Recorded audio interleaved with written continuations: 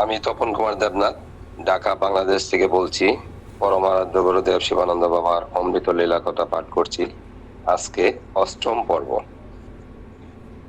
বাবা 2019 সালে প্রায় 1.5 মাস ব্যাপী বাংলাদেশে অবস্থান করেন। তার মধ্যে চট্টগ্রাম, খুলনা, যশোর, সিলেট, সর্বশেষ ঢাকাতে বাবার অনুষ্ঠান করার সিদ্ধান্ত হয়েছিল 22 মার্চ, শুক্রবার 2019 সাল। বাবার তখন 123 বর্ষীয় শিবানন্দ বাবার নির্দেশ মোতাবেক আমরা 3 ভাই মিলে ঢাকেশ্বরী মন্দিরে আমরা বাবার অনুষ্ঠান করার সিদ্ধান্ত হয়। ডাক্তার পরিতোষ দেবনাথ, গোপালচন্দ্র দেবনাথ এবং আমি তপন, আমরা 3 ভাই মিলে আমরা অনুষ্ঠানটি করব বলে বাবার কাছে সম্মতি নিয়ে আমরা কার্ড ছাপানো এবং ব্যানার এগুলি করতে হবে। যাই হোক, বাবা অতীত, বর্তমান, ভবিষ্যৎ সবই জানেন। তাই যে কোনো কাজ বা অনুষ্ঠান করার পূর্বে গুরুদেব শিবানন্দ বাবার প্রতি অচলা ভক্তি সহকারে বাবার সম্মতিক্রমে নিজের ফলের ইচ্ছার আকাঙ্ক্ষা ত্যাগ করে সবকিছু যদি গুরুদেবের প্রতি সমর্পণ করলে অবশ্যই সেই কাজ বা অনুষ্ঠান সফল হবেই হবে। তারই কিছু অমৃত লীলা কথা আজ বলছি। বাবার ইচ্ছাতে 5,000 কার্ড আমাদেরকে করতে বললেন। কার্ডগুলি কেমন হবে, কোন পেপার হবে, কি লিখতে হবে, সবকিছু বাবা সিলেটে থেকে আমাদেরকে নির্দেশ দিলেন। সেভাবে আমরা করার জন্য সিদ্ধান্ত একের পর এক কালেকশন করে আমরা করতে শুরু করি। কার্ড এবং ব্যানারগুলি মন্দিরে, বিভিন্ন মন্দিরে আমাদের ব্যানারগুলি টাঙিয়ে দিতে হবে। তো ব্যানারও প্রায় 20-25টা করা হলো, কার্ডগুলি ছাপানো হলো। এখন কার্ডগুলি বিতরণের পালা। বিতরণ করতে হলে বিভিন্ন মন্দিরে আমাদেরকে দাঁড়িয়ে থেকে কার্ডগুলি বিতরণ করতে হবে, বাবার নির্দেশ। কিন্তু আমরা কর্মের বন্ধনে থেকে আমরা 3 ভাই এবং আমাদের যারা আছেন বৌদি এবং স্ত্রী, ওরা আসলে ওইভাবে কাজটুকু করতে পারছি না। না পারাতে আমরা বিভিন্ন মন্দিরে যে সেবায়েত আছেন তাদের কাছে আমরা একটা প্যাকেট বা একটা প্লাস্টিকের কৌটায় আমরা রেখে আসি, যে যারা ভক্তরা আসবেন তাদেরকে যেন এই কার্ডগুলি ওনারা বিতরণ করে দেন। এইভাবে আমরা কিছু বিতরণ করছি, ম্যাক্সিমামটাই আমরা এরকম রেখে আসি। তো কিছুদিন, 2-3 দিন যাওয়ার পর বাবা আমাকে ফোন করে বললেন, তোমরা কার্ড বিতরণ করছো? আমরা বললাম যে কিছু কার্ড বাবা আমরা করছি, কিন্তু ম্যাক্সিমামটা আমরা মন্দিরে রেখে আসছি, যারা আসবেন তাদেরকে ওনারা দিয়ে দিবেন। বাবা বললেন, তোমাদের কার্ড কোনো বিতরণ হচ্ছে না, কাউকে কার্ড দেওয়া হচ্ছে না, তোমরা যেভাবে রেখে আসছো ঠিক সেভাবেই কার্ডগুলি পড়ে আছে।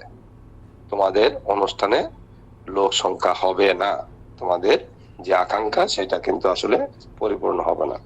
তখন তো আমাদের মহাচিন্তা, যে কথা বাবা যখন বলছেন এটা তো আসলে ঠিক হচ্ছে না। তখন আমরা 3 ভাই মিলে আবার যে সব মন্দিরে আমরা রেখে আসছিলাম, আমরা সেই সব জায়গায় গেলাম।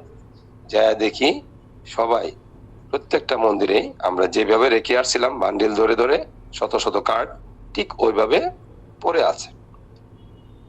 বাবা তো ঠিকই জানেন, বাবা সিলেটে বসে সব দেখতে পাচ্ছেন আমাদের ক্রিয়াকর্ম, আমরা কি করছি, কিভাবে করছি। কার্ড যে প্রত্যেকটা কার্ড যে হাতে হাতে বিতরণ করতে হবে সেই কাজটুকু আমাদের করা হচ্ছে না। তখন আমরা সবাই আবার কার্ডগুলি হাতে নিয়ে আমরা নিজেরা না দাঁড়িয়ে থেকে সারাদিন ব্যাপী যে ভোগ আর রেখে না আসে আমরা নিজেরা বিতরণ করার সিদ্ধান্ত, এবং সেইভাবে আমরা বিতরণ করলাম।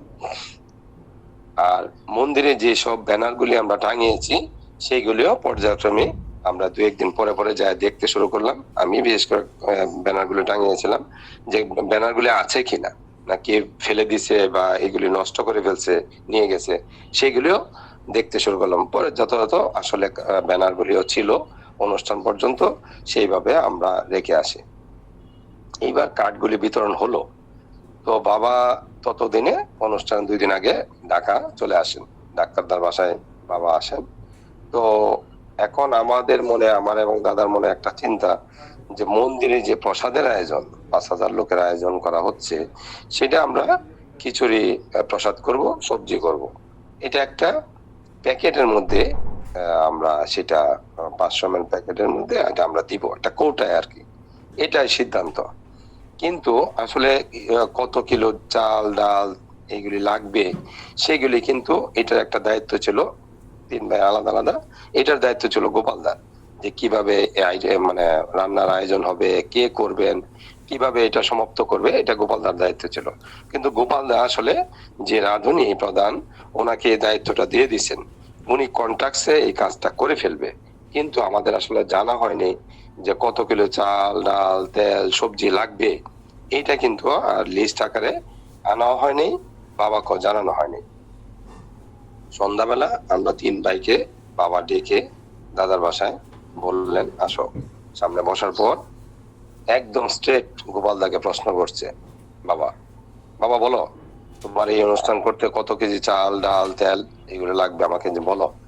তো গোপালদা তো আসলে বলতে পারছেন না, কারণ ওনার তো জানা নেই, উনি তো কন্ট্রাক্টসে দিয়ে দিছে ও বিয়ে করে। তো বাবা দাদা বললেন যে বাবা আমি তো কন্ট্রাক্টসে দিয়ে দিয়েছি, উনি সবকিছু রান্না করে ফেলবেন, ওইভাবে সব ঠিক হয়ে যাবে ঠিক সময়ে, অসুবিধা নাই।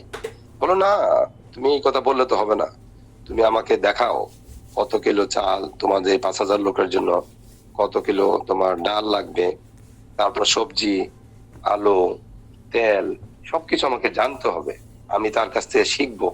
সে কন্ট্যাক্টে করে বলো, কিন্তু আমাকে জানতে হবে, আমি তার কাছ থেকে শিখবো।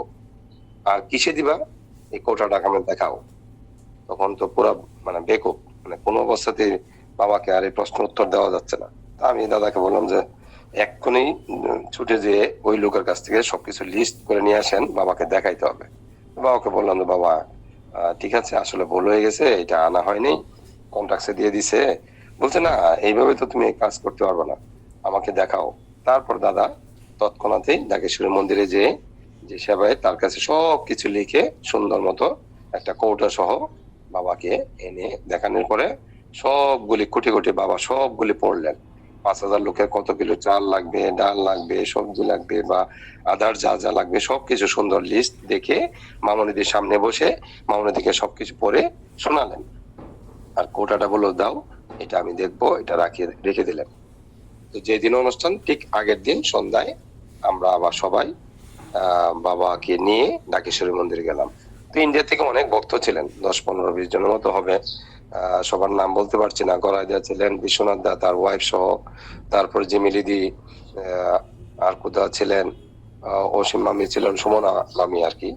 তো আবার ইয়ে থেকে আগরতলা থেকে ছিলেন অনেকে, মানবেন্দ্র দা ছিলেন, আরো অনেকে, রিঙ্কুয়ারা তো ছিলেনই। তো যাই হোক, আগের দিন আমরা সবাইকে নিয়ে ওখানে যে আয়োজনটা হচ্ছে, আমরা যে চাল ডাল তেল এগুলি সবকিছু কিনে রেখে আসছি, ভোরবেলা রান্না করা হবে, আর সন্ধ্যায় বাবাকে নিয়ে সবকিছু আমরা আসলে দর্শন করে দিলাম। বাবা যেন এক নজর দেখে দেন, না হলে পরে কিন্তু আরেক ব্যত্যয় হবে। যাই হোক, এগুলো দেখে বাবা বেশ খুশি, ঠিক আছে সবকিছু। কখন রান্না হবে, কে রান্না করবে, তার সাথেও পরিচয় করা হলো, সেও দেখলেন, প্রণাম করলেন বাবাকে। তারপর দিন সকাল ভোরবেলা থেকে রান্না বাড়ার আয়োজন চললো। এই ঘটনাটা একটা বিরল, যে বাবাকে না জানিয়ে কোনো জিনিস করতে গেলে পরে সেটা কিন্তু আসলে অপচয় এবং নষ্ট হবে, এটা একটা প্রত্যক্ষ প্রমাণ। তারপর যেদিন অনুষ্ঠান, ভোরবেলা আমরা সকাল 8টার সময় আমরা সব চলে যাব। প্রথমে গরু প্রণাম মন্ত্র নারায়ণ বন্দনা দিয়ে আমাদের সকাল 8টা থেকে অনুষ্ঠান শুরু করার জন্য আমরা মোটামুটি সবাই প্রস্তুত, বাবাও সেইভাবে উপস্থিত। কিন্তু বারটি ছিল শুক্রবার। আপনারা জানেন যে বাংলাদেশে যেহেতু শুক্রবার, সেদিন আসলে বন্ধের দিন, লোকজন আসবে দুপুর বেলা। তো সকালবেলা লোকজন আসছে না খুব বেশি। তো বাবা হঠাৎ করে স্টেজ থেকে নেমে ওয়াশরুমে যাবেন, তখন আমাকে ইশারা দিলেন বাবার সাথে আমি যাওয়ার জন্য। তো যাওয়ার জন্য বাবা আমাকে বললেন, বাবার সাথে আমি হাঁটছি। তারপরে ওয়াশরুমে যে বসার জন্য একটা রুম ছিল সুন্দর, ওখানে বসে বাবা আমাকে প্রশ্ন করছে, তোমরা কিভাবে লোকজনকে ইনভাইট করছো, কার্ড কিভাবে বিতরণ করছো, এখনো তো লোক আসছে না, কারণটা বাবা জানতে চাইলেন। তখন আমি পরিষ্কার একদম সচ্ছল মনে আমি বাবাকে বললাম যে আজকে বাবা শুক্রবার, লোকজন আসলে দুপুর বেলা আসে, সবার তো অফিস টফিস বন্ধ হলে দুপুর বেলা আসবে, আর কার্ড আমরা নিজের হাতে বিতরণ করছি। তো যারা যারা আসার কথা আসলে দুপুর বেলা আসবে। এখানে কথা আছে যে আমরা প্রসাদের যে আয়োজন করছি, তারা তো সকালবেলা এসে প্রসাদটা নিবে না, দুপুর বেলা আসবে। ওই জন্য বাবা সকালে 10টার দিকে লোকজন আয় কম। তো বাবা সবকিছু শুনে বাবা আসলে আহ, ভালোভাবে ব্যাপারটা বুঝলেন এবং বাবা আমাকে সম্মতি দিলেন, হ্যাঁ ঠিক আছে, তোমার তাহলে লোক হবে, 5,000 লোকই হবে, এই কথা বললেন। তারপর দিদি ঠিকই 11টা 12টার সময় প্রচুর লোকজন ভক্তরা আসছে, ছোট বাচ্চা, মা বাবা ভাই বোন যারা যারা আসেন, একদম স্টেজের সামনে আমরা প্রায় 1,000-এর মতো চেয়ারও ছিল, চেয়ার পেতে রাখা হয়েছে। আর বাবাকে দর্শন করে প্রসাদ এইগুলি আসলে বসিয়ে আমরা দিতে পারি নাই, এর আগের বার বিশৃঙ্খল হয়েছিল, তার জন্য আমরা যার ইচ্ছা তারা প্রসাদ নিয়ে এখানে বসে খাবে অথবা বাড়ি নিয়ে যাবে, এইভাবেই আয়োজনটা ছিল। যারা আসছিলেন ভক্তরা ইন্ডিয়া থেকে তারা প্রত্যক্ষ করছেন।